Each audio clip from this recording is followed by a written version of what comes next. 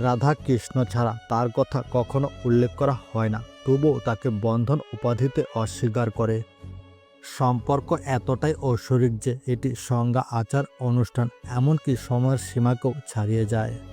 কিন্তু একটি প্রশ্ন যুগ যুগ ধরে জেগে আছে, রাধা কি কৃষ্ণের প্রেমিকা, নাকি স্ত্রী, নাকি ভক্ত ছিলেন? ভগবত পুরাণে বেশিরভাগ সংস্করণে কৃষ্ণকে বৃন্দাবনের যুব গোপাল হিসেবে চিত্রিত করা হয়েছে, যেখানে রাধাকে পরম ভক্ত হিসেবে দেখা যায়, যার প্রতি তার ভালোবাসার কোনো সীমা নেই।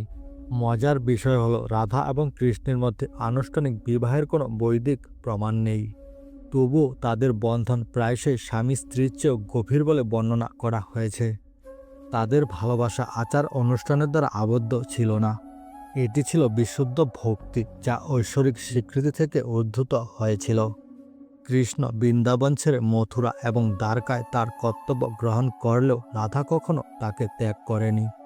সমস্ত গোপীদের মধ্যে রাধা হলেন মহাভাব, প্রেমের সর্বোচ্চ এবং নিঃস্বার্থ রূপের পূর্ণ প্রতীক। রাধা কৃষ্ণকে তার পরিচয় নয়, বরং তিনি যা ছিলেন তার জন্য ভালোবাসতেন। তার আকাঙ্ক্ষা, তার নীরবতা এবং তার আত্মসমর্পণ তাকে আদর্শ ভক্ত করে তুলেছিল, যাকে প্রায়শই বৈষ্ণব দর্শনের দেবতাদের চেয়েও মহান বলে মনে করা হয়। অনেক মন্দিরে রাধাকে কৃষ্ণের আগে পূজা করা হয়, যা প্রতীকী যে ভক্তি নেতৃত্ব দেয় যে দেবতার অনুসরণ করে।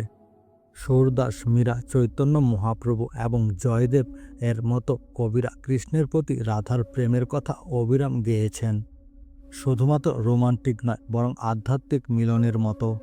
তাদের প্রেম ঐশ্বরিক প্রেমের আদর্শ হয়ে ওঠে, যেখানে সাধক পরমেশ্বরের প্রিয় হয়ে ওঠেন। রাধা কৃষ্ণের রূপার দুল পরা ভক্তদের জন্য তাদের ভালোবাসা এবং শক্তি হৃদয়ের কাছাকাছি বহন করার একটি সুন্দর উপায়।